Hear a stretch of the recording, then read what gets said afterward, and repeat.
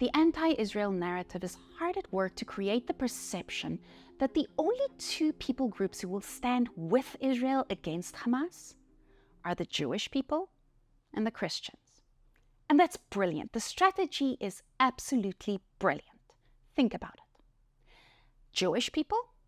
Well, they're bound to back other Jewish people, obviously, so they can't be an objective source, right? And the Christians? Well, religious indoctrination, so they can't be an objective source either. Brilliant. However, there's one demographic, one voice that shoots that narrative straight out of the water, and that is the Arab voices speaking on behalf of Israel. And there are many, more than you can imagine probably, but unfortunately, as an Arab, to speak out for Israel, it comes at a cost, a tremendous price. And therefore you will hear the majority of those voices only behind closed doors, one-on-one, when they trust you. Because they know, as soon as that goes public, as soon as they speak out in public against Hamas, they know what happens. However, there are those willing to pay the price. There are those willing to stand up and say, no, not on my watch. So without any further ado, let me introduce you to Yahya. He's an activist, educator, and speaker from the city of al-Fahm in northern Israel. Now, Yahya grew up with a negative view of Israel and the Jewish people, but after he realized that he was misled, he decided to join the IDF as a combat infantry soldier. He gained a deeper understanding and appreciation of Israel and its people. And now he works to empower and integrate youth, once like himself, from Israel's Arab minority into society. Yahya is a vocal advocate against anti-Semitism and misinformation about Israel. And he's currently pursuing a BA in education at Mono Academic College. Yahya, thank you so much for joining us today.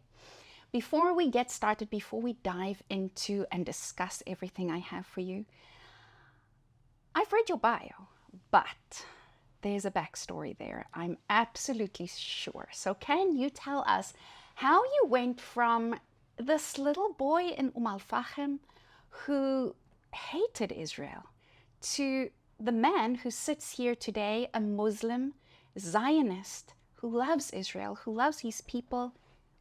What's the story? What happened? I grew up in my family. My family is very traditional, not conservative and not religious. We're traditional.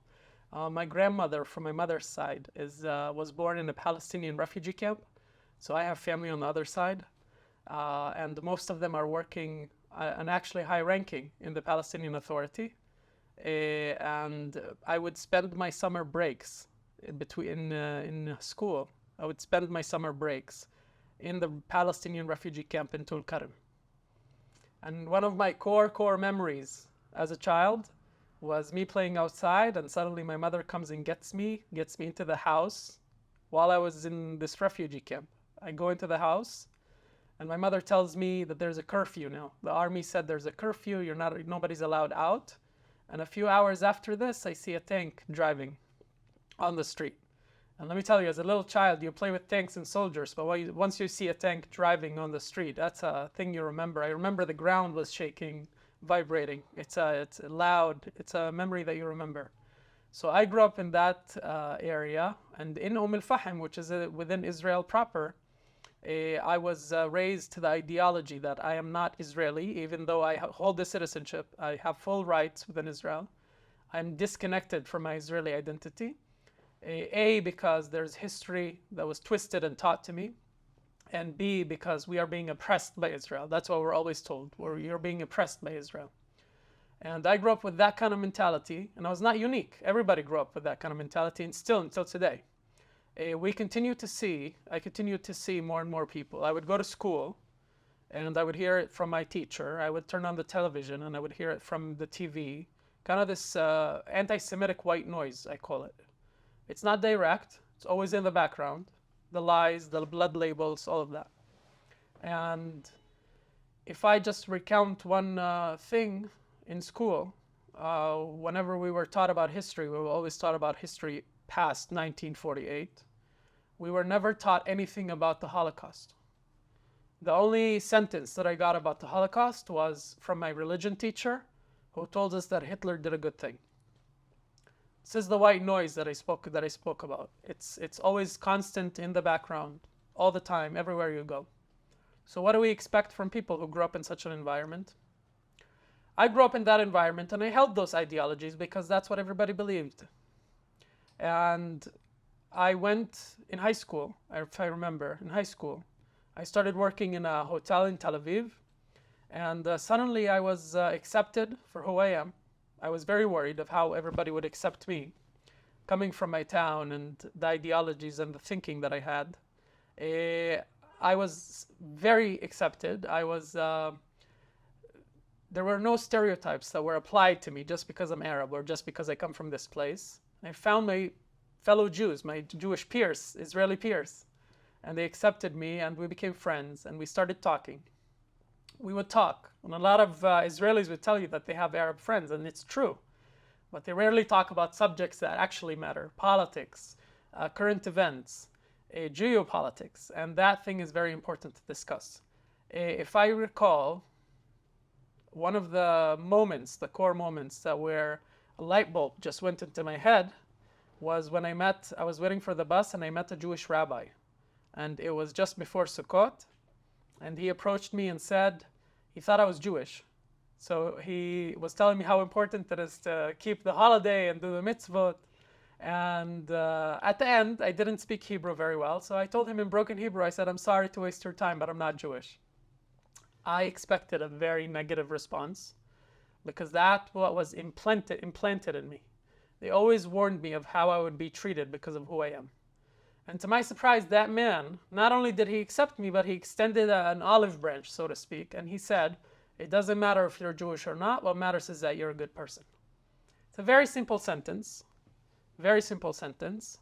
that turned my life upside down and put me on the path that I am on today. I became very vocal after speaking with my friends and realizing that there's a whole nother side of the story that I never heard.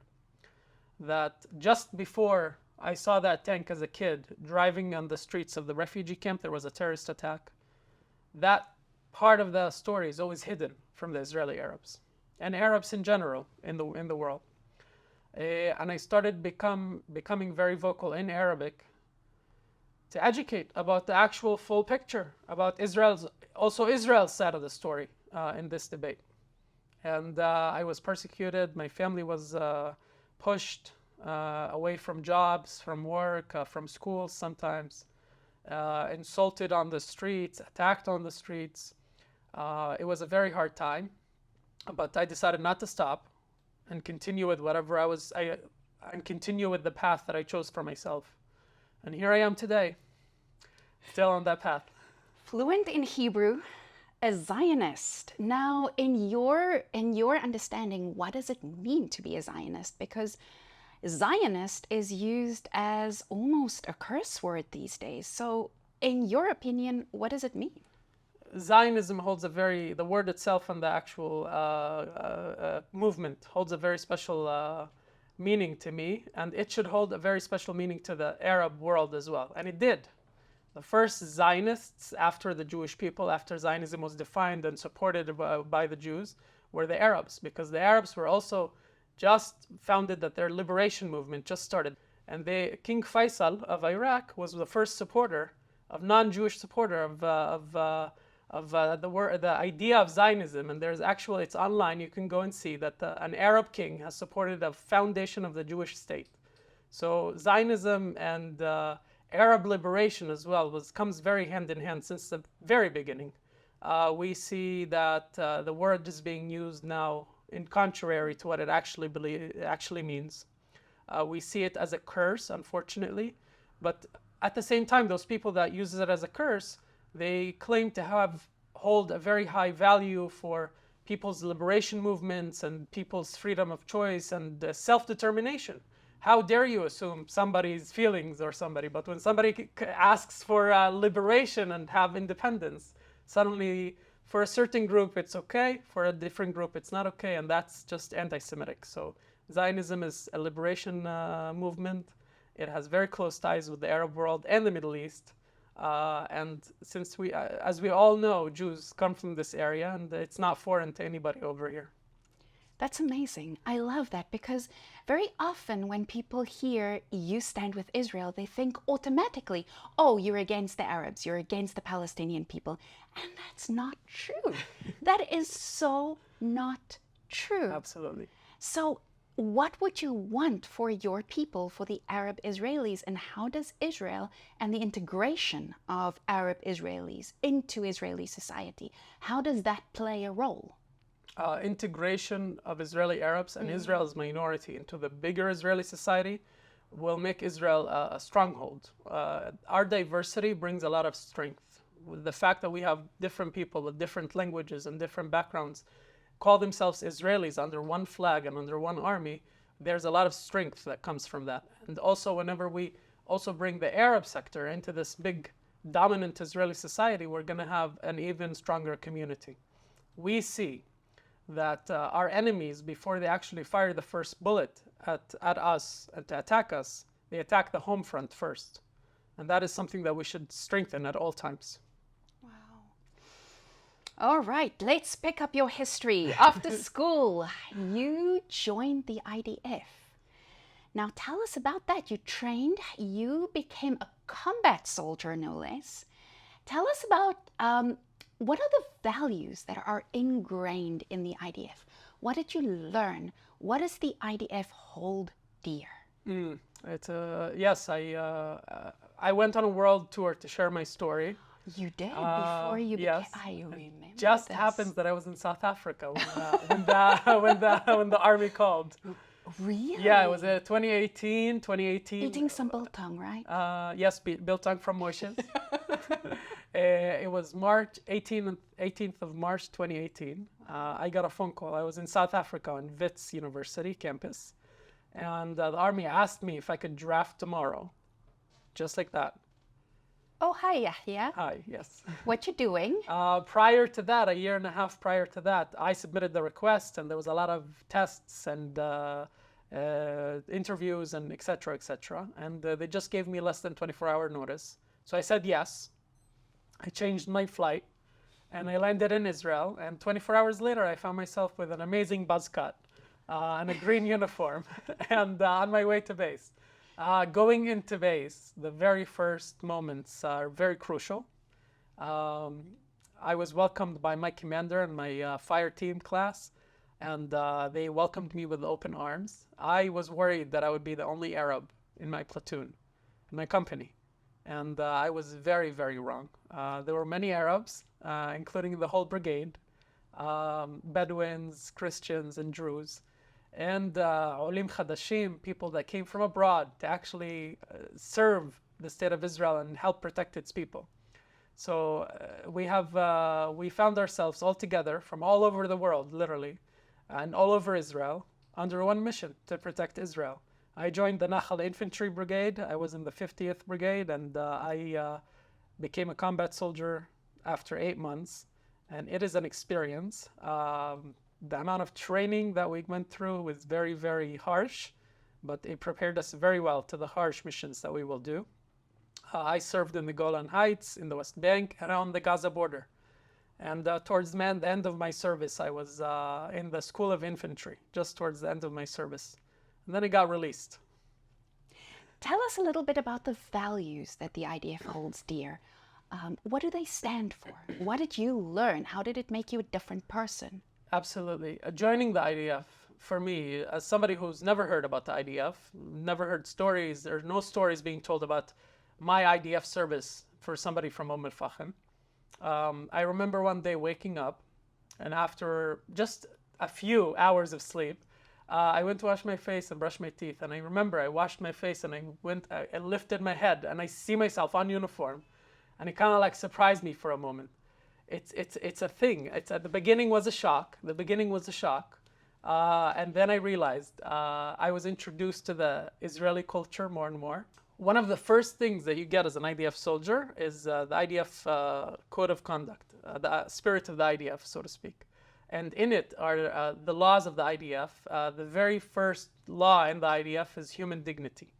And that really spoke with me and with many of my fellow soldiers. And that always remained with me on every mission that I did during my service. Because we, as the protectors of Israel, we were told to protect whoever is in need. Whoever is in need of protecting, we will protect them. We were not told to distinguish between a person and another. Whichever person was in need of help, the IDF soldier will be there to protect them and help them. I found myself in Palestinian cities, which is a very unique experience. I visited those cities, but to be there in uniform is very different. And I can recall one incident, moment. So I was standing in Hebron there to protect the status quo and make sure that everybody's safe. And one of the few kids, young kids, they come to play ball in the middle of the street. And there were cars coming back and forth. And I told them maybe it's, in Arabic, I told them maybe it's better to move to the side. And I remember they just stopped in their place. They never saw an IDF soldier speaking in Arabic, and because of my dialect in Arabic is a very old Palestinian one, so they were very surprised to how come this IDF soldier is speaking in like my grandfather. And how did they react? Were they happy to see you? Did they talk with you? Absolutely. So one kid went away while the other three came to me. Apparently that one kid went to tell the entire building, all the kids in the neighborhood. So I found myself, I finished my guard duty, and I sat next to the stand, and I found myself surrounded with kids, and they were asking me about how the IDF soldiers wake up, what do they eat, what do you do as an IDF soldier? It was very, very surreal moment to them for the actual kids to speak to an IDF soldier in Arabic, in their native tongue. And while I was speaking with them, it was like I was sitting in the chair and I had around me like 10, 11 kids.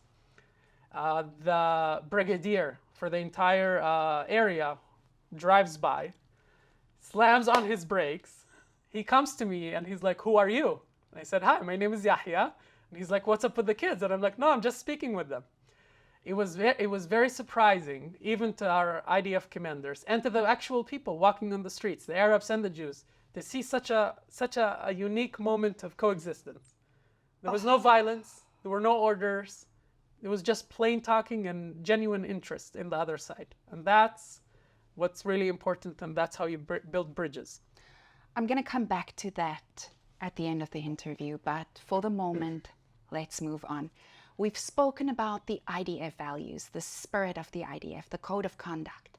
Now that sounds very nice, it sounds wonderful, but isn't it just a piece of paper? How does it get ingrained in you? It gets ingrained in you because that's what you're trained on. We are trained to assess danger and avoid collateral damage at all costs. Our job as soldiers is to maintain a very, very cool spirit, even during times where things are very not calm around us. And the laws of opening fire and engagements are very, very aware of civilians in the areas where we operate. We were told that we are to avoid civilian casualties at all costs. And it's not me saying it. You can see it translated in reality when our Israel Air Force is about to target a person of interest, and we see civilians around them and civilian around the target, we cancel that airstrike. You can go on Google and see it. You could see thousands of evidence of IDF soldiers helping, playing, talking to the other side, and that's who we are. That's what Israel is. When we say that we support Israel, that is the short statement. The long statement is that we support Israel because Israel stands for Western values, for human rights, for freedom of speech. So we need to also remember that. Indeed. Now we've spoken about the values that the IDF holds dear. We've spoken about what's ingrained in there. Can you contrast and compare that for me to what Hamas What are the values that they stand for? What are the values that they hold dear? Hamas is the Islamic Resistance Movement, acronymed Hamas, is a terrorist organization that operated in Gaza. They are, I don't want to say they have a connection even to the Arab world or to Islam, because in every turn, on every junction, Hamas has proven to be the furthest from such claims. They still operate under the name of religion to some extent. Hamas has two bodies. First, the civilian, and second is the military. The military wing of Hamas, called Izz al-Din al-Qassam Brigade. And in Arab culture, when you name something, you name it after something to mark its importance. And Izz al-Din al-Qassam was a Muslim clerk. He was an extremist of all meanings. He is known for selling his house and buying weapons with it to attack British and French forces. He is the backbone of the Hamas, the mentality of the Hamas's military wing. And we see that translated when Hamas attacks the people of Gaza, anybody who would speak against Hamas. Hamas has ruled over Gaza after winning in the election in 2006. After that, there were no elections. After that, there were hunger, there was oppression. There are many incidents that I can recount a lot of incidents, but we don't have enough time. Burying people alive, Gazans, killing people because they go against the flow. Hamas operates very, very severe drug trafficking circles within Gaza. They sell a lot of pills and drugs, including Keptagon, which is a pill used found on their actual fighters on October 7th. It's called the heroin of the poor. And Hamas has put the people of Gaza in such a perpetual state of stress and oppression to the point where you cannot make it in Gaza. The only way that you make it in Gaza, the only way you come back from work and go to the fridge and you have food in the fridge is if you are part of Hamas, both civilian and military. We see that the leaders of Hamas, both political and military, are going around the Arab world. Their wealth is very hard to count for. Billionaires speaking in the name of the Palestinian people, although most of them are not actual Palestinians. And very few of them have actually stepped a foot in Gaza. It's things that we have to circle back to. Hamas saw a very serious upgrade after their chief of staff, let's call him, Mohammed al-Masri, also known as Mohammed Deif. Mohammed Deif came into Hamas and he started reorganizing the whole military wing of Hamas to be more lethal. The aim of the military wing of Hamas is to kill Jews and destroy any Israeli icons and cities around the Gaza Strip and attack them. That's what they trained for years, and that's what they did on October 7th. He came and decentralized everything. He started a lot of non-conventional military departments. They have a cybersecurity department. They have a counterintelligence department. When we say Hamas, we don't mean people on a pickup truck with a machine gun. We mean actual terrorists that actually have some serious means, and they want to kill Jews. That's all they want. And the world kind of like brushed them to the side as another Iranian proxy. But we've seen on October 7th what they really wanted. So Hamas oppresses and kills the Palestinians in Gaza. Hamas will kill every Israeli at every chance, Jew or Arab, as we saw on October 7th. And this organization needs to be stopped. It's not, we call it Hamas ISIS in Israel, but I don't think even ISIS did the actions that Hamas did. It's much worse. It is. Much worse. Now, Yahya, let's circle back for a moment, because you mentioned the suffering in Gaza, and everyone has seen the pictures, and it's atrocious. It breaks your heart. But From what I understand and what you've been saying, that suffering didn't start when Israel retaliated after October 7th. Is that correct? Absolutely. The suffering of the Palestinians in Gaza started when Hamas took control in 2006. Hamas took out their rivals in a gunfight. By 2010, the Gaza Strip was clean of every rival of Hamas by force. Hamas since has infiltrated every single aspect of life in Gaza, civilian and military. We see Hamas infiltrating schools.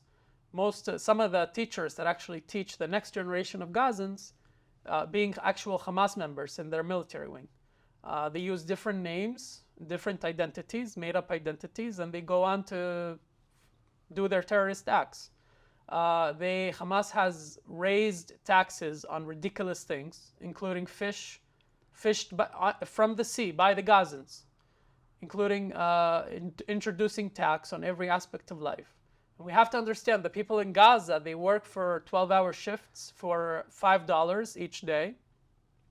And the prices are so inflated before the war. The prices were so inflated to the actual Gazan doesn't have enough money to eat, even if they're working 12 hours a day. The only way a person in Gaza will make it in life with respect and dignity is if he's part of Hamas. If you're not part of Hamas, you don't make it. Hamas uses a lot of violence against anybody. They strike with a fist of iron against the absolute simplest fines. Somebody who would build something in Gaza without permission, without paying the government, Hamas, they would come and demolish a house. I can recall one incident where they actually demolished a house with the people inside of it. The people were inside the house and they demolished the house while the people were inside of it.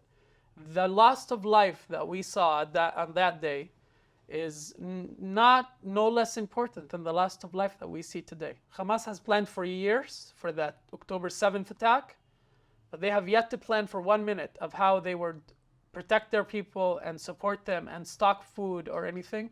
And this just shows us that Hamas actually wants the Palestinians to suffer and not to help them. Yeah, this is terrible. Yeah.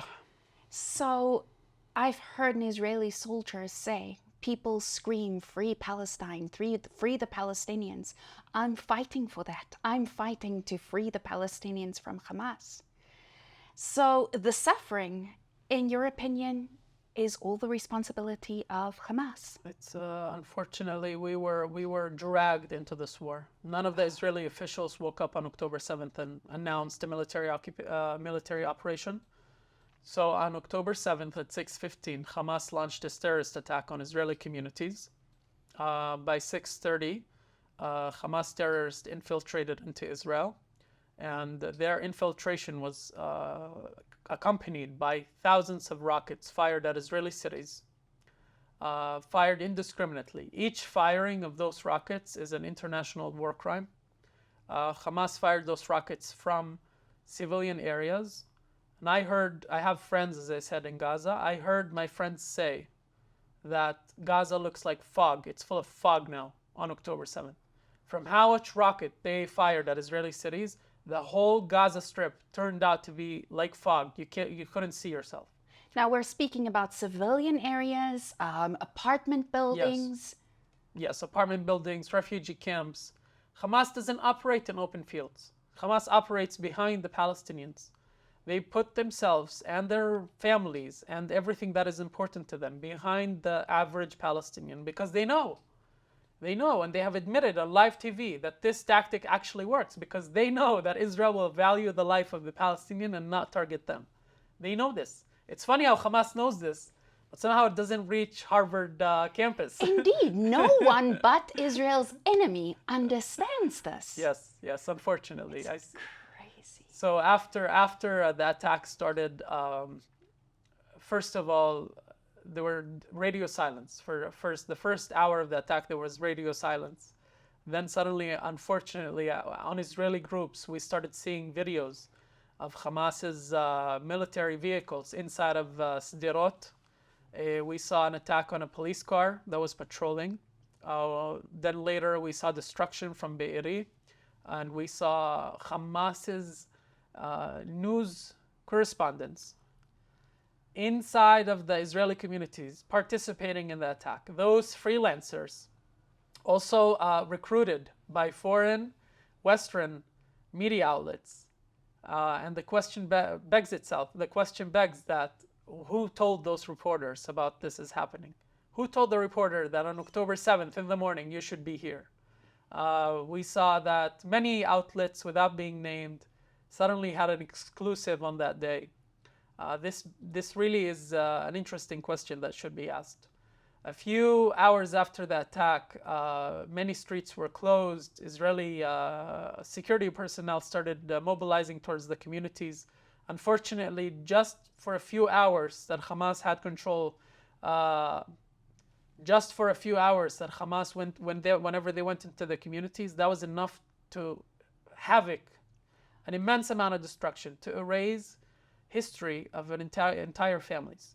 I know in Kfar Gaza, which is a community where when I served in Gaza, that was the community that I was protecting. There's a neighborhood, they call it the young neighborhood. It's full of young families. Unfortunately, there's no young families anymore in that community. It is absolutely insane. Whenever we speak of the 1,200 Israeli victims that we lost on that day, each victim had a family, each victim had a name, each victim is a part of a bigger family that was affected on October 7th. And we still we're still counting the casualties. I heard from a friend of mine that whenever the electricity was not available in Gaza anymore, at the early stage of the war, because Hamas kidnapped Israeli dead bodies, they threw the Israeli dead bodies at the border. They took the bodies because they couldn't keep them in freezers anymore. They took the bodies, threw them on the border with dead Palestinians on the border as well. So you had a mountain of dead bodies. And they knew that the IDF is coming to collect those because there's a sense of respect of the body in Judaism. And they booby-trapped the bodies. They put grenades in them, and we lost the life of 2 soldiers to learn this trick. It was, again, this reflects what this movement represent. They would use everything, absolutely everything. I'm shocked. I did not hear that before.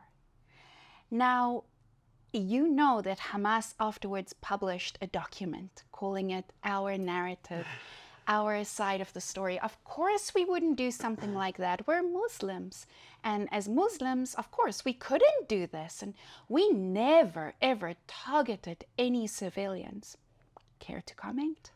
They documented themselves. Hamas actually documented themselves killing Jews for the sake of just, for the charge of them being Jewish. They documented themselves robbing houses, robbing vehicles, attacking civilians, killing civilians.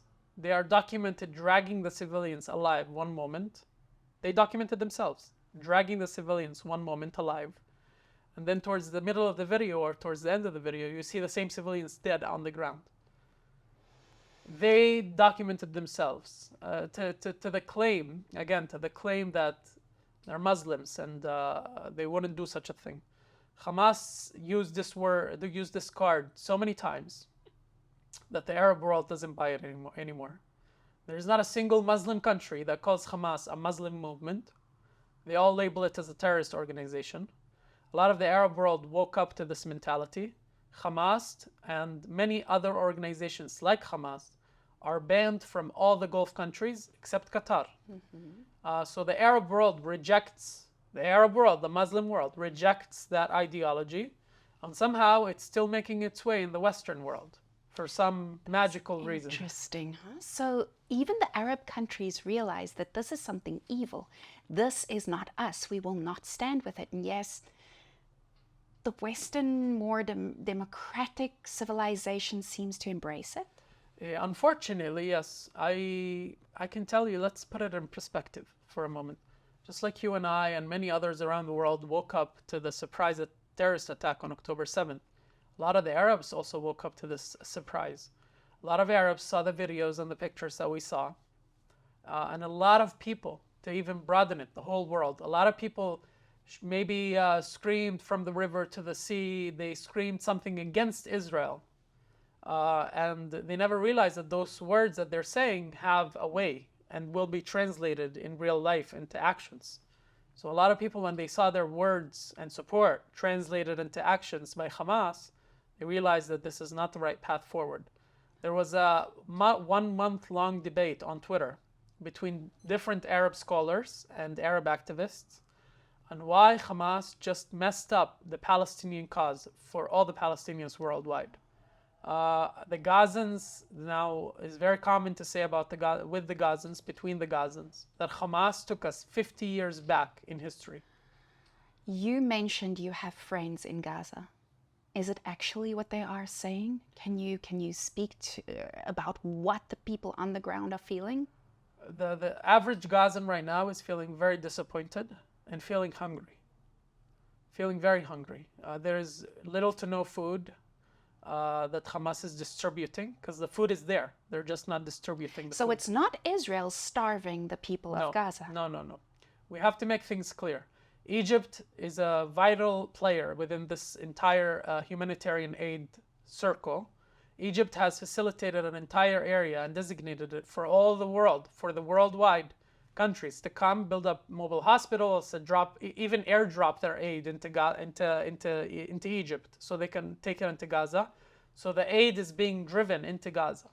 Now, this is on Egypt's side. If we teleport for a moment into the Gazan side, you see that the tents that are being given to the people of Gaza for free are being sold at a ridiculous amount of $1,000, $2,000 per tent. And on the tent it says, aid of Saudi Arabia, aid of the UAE, aid of Qatar. They are very, very public with, Hamas is very public with stealing aid and then selling it to the Palestinians. I can tell you that a single bag of flour for 25 kilos was worth 40 shekel before Hamas attacked Israel. Now, after the attack, the bag of flour, if you can find it, it was 40 shekel. Now it's 1,000 shekel. We're talking about more than 100% inflation rate, hundreds of percent inflation rate. Who's causing this? Hamas is a governing body. That means Hamas has a Ministry of Finance, has police enforcement agencies. They have all of this. And how come? This is a very vital question. How come from northern Gaza to southern Gaza, the same item is being sold at a fixed price? It would suggest that there's only one supplier. Indeed.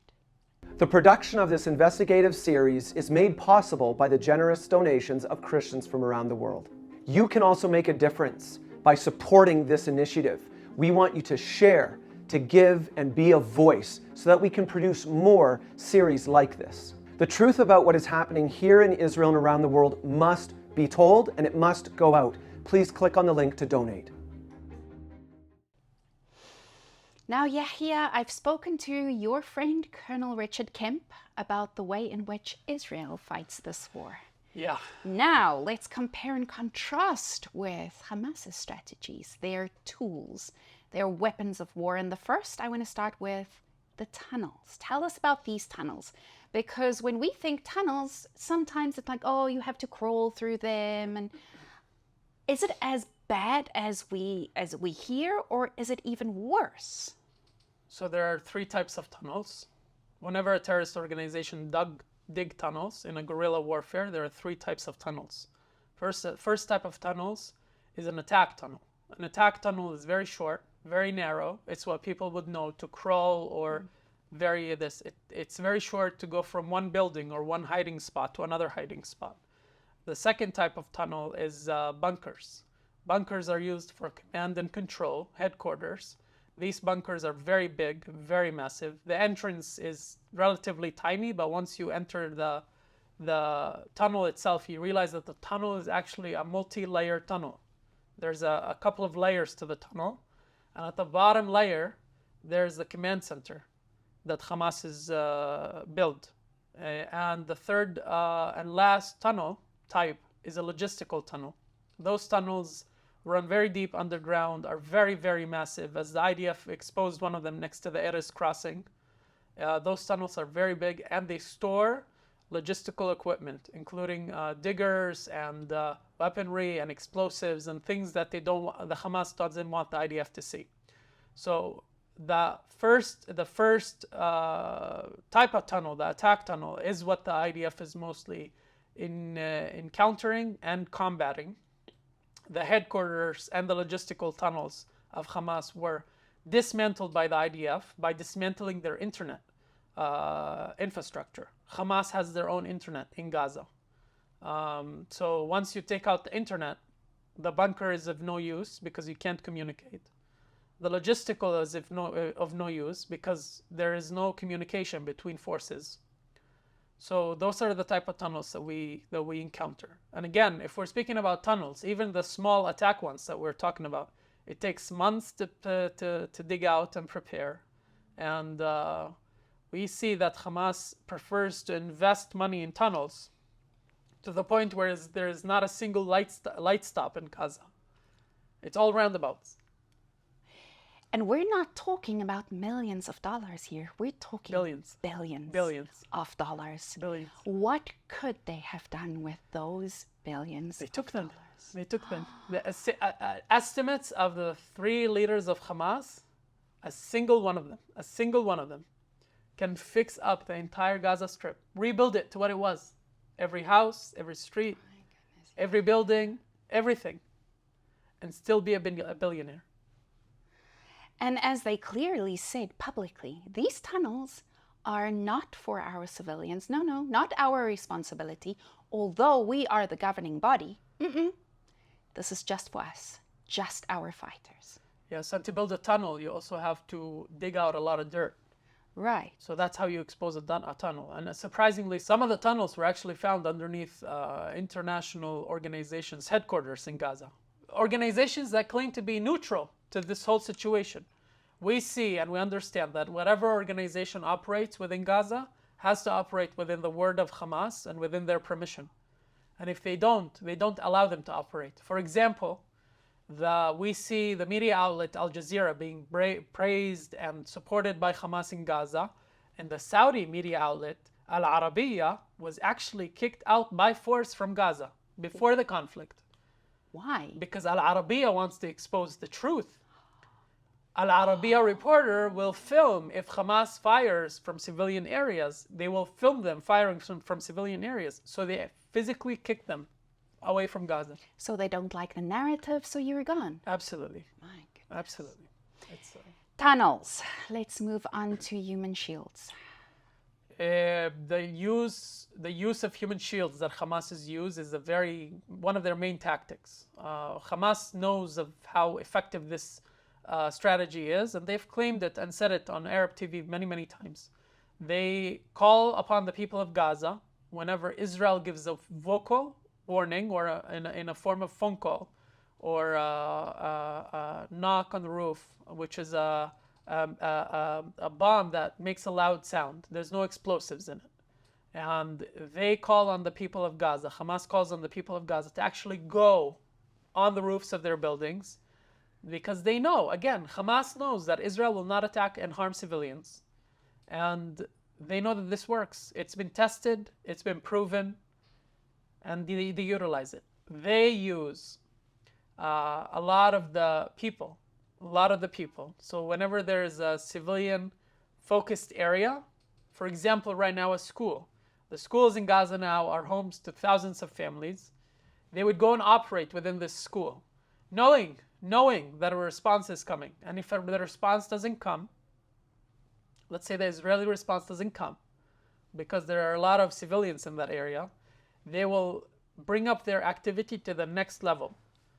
We saw rocket launcher pads connected to mosques. So they were actually launching the rockets at Tel Aviv from the electricity that is hooked up to the mosque. We saw weapons and explosives being stored inside of schools. As we saw as well, tunnels underneath international organization headquarters. And it just continues on and on.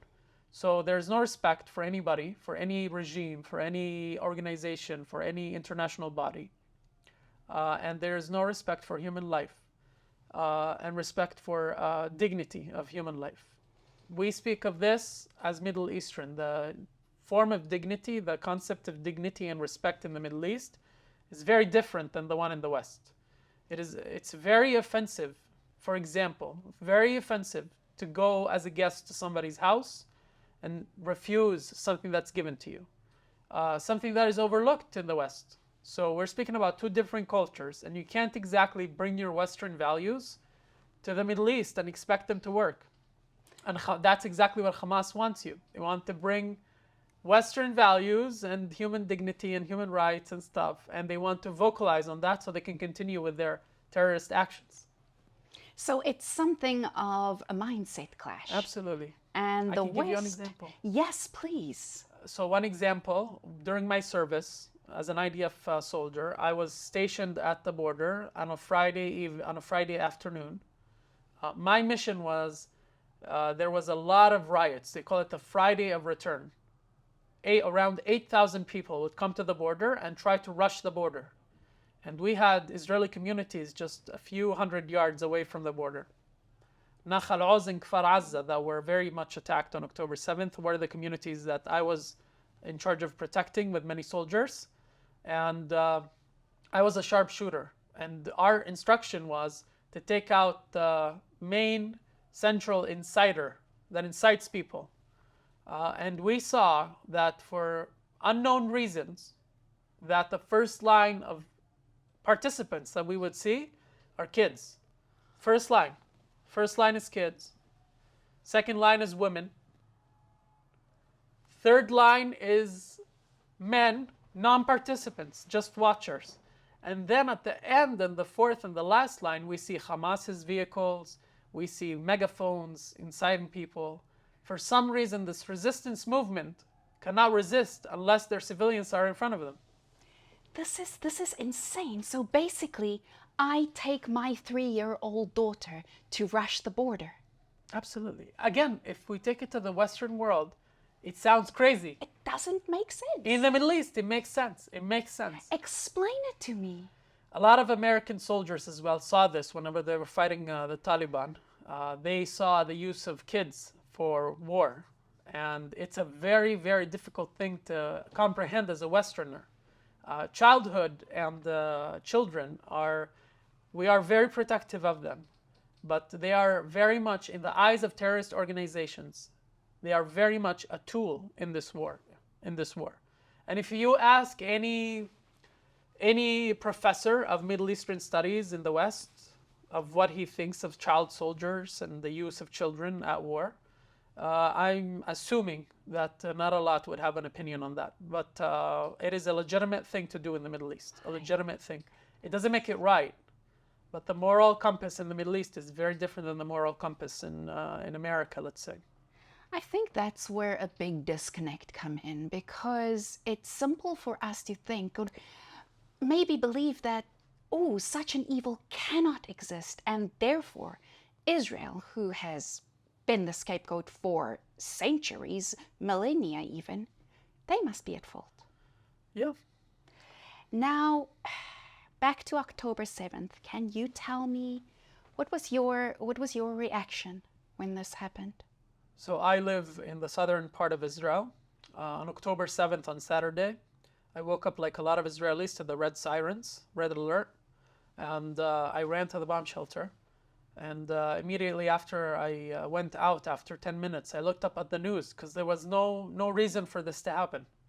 And I saw that Mahamid came out with a statement, the beginning of the operation of the Aqsa flooding, as they call it. And then I saw people talking. Even the Gazans were very confused on what was going on. And then the videos started coming up. Once I saw the videos of people, Israeli civilians being attacked and killed on the streets, I always have a bag ready for my military uniform and all of it. I called my commander and I told him I'm coming. He said, hold on, we're just getting things organized, hold on. And then a few days after that, I was called into the army. I was called into the army and I was called into the Gaza division to be there. I was there when the fighting was just beginning around the communities. My mission was to document all the destruction that Hamas has left behind them in our Israeli communities. And then after, I couldn't take it anymore, because you walk in and you see houses completely wiped out, and the smell is just absolutely indescribable. I got another mission of going and speaking with the Israeli Arab families, that the Hamas has kidnapped their family members. Hamas, the Islamic movement Hamas, has kidnapped Muslims from Israel. So I went and I spoke with their families. We saw tens of Israeli Arabs, Muslim, killed and kidnapped. I remember hearing the news of a 5-year-old. He's left as an orphan because Hamas shot his mother, a Muslim woman with a head covering. So you can see it from afar. She's a Muslim woman. They shot her they shot her and killed her. And then when the father came to investigate what happened, they shot the father. So this speaks volumes of who those people are.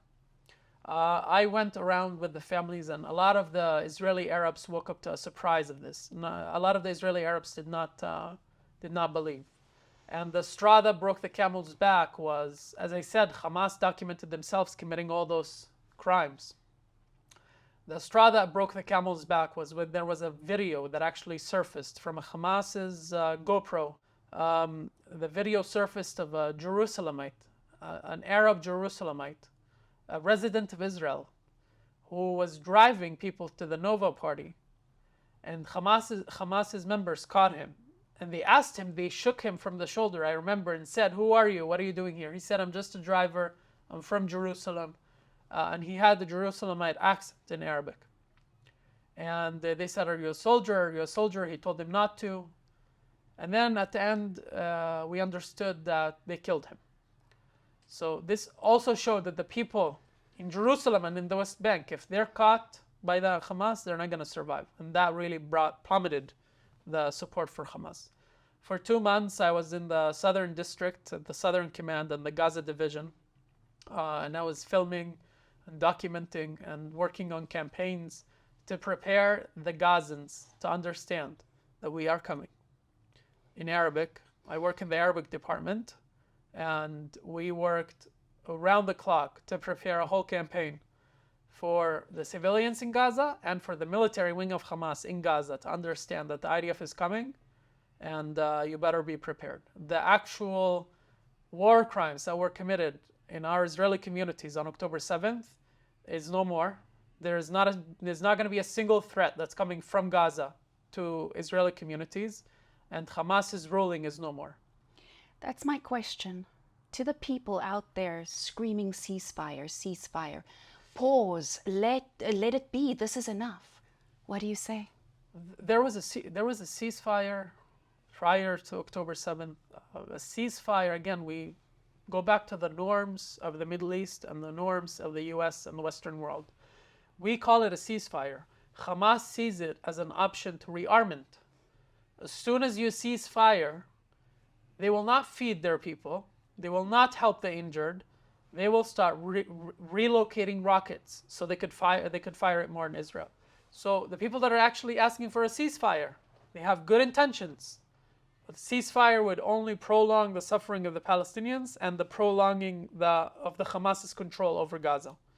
As my late grandmother used to say, as she grew up in the refugee camp in the West Bank, she always said that when Israel controlled the refugee camp, it was much, much better than what it is now.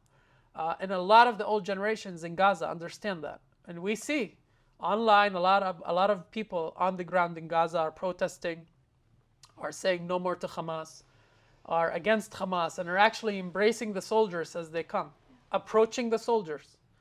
So if the Palestinians themselves understand that the IDF soldier is no threat to them, somebody in the West is telling them otherwise and shouting otherwise. It's a shame. It's a shame. I can speak with you all day long, but I have one final question for you. If you could speak to the people of Gaza tonight, the civilians, what would you say? If I could speak to the people of Gaza tonight, right now, and everybody would hear me, I would say that your suffering is over. The fear that you have in your hearts, suffering that you suffered for so long by the hands of Hamas, the ill intent that you felt your entire life, being feared, being afraid of Hamas and their actions against you if you speak up, is no more. Every time an IDF soldier takes a step forward in Gaza is another step that we take towards a more liberal Palestinian lifestyle in Gaza. And the people of Gaza understand that. And they are waiting. Even though they're not waving the Israeli flag and cheering on our soldiers as they approach, because they have still to understand that we are going to win this and Hamas is going to be no more. And I wait for the day. And you'll see, the end is going to be quick. The end of the war is going to be quick. A lot of the Gazans are going to go to the street and finish what the IDF has started. May it be so. Yahya, thank you. Thank you so much for speaking with us, and may it be so.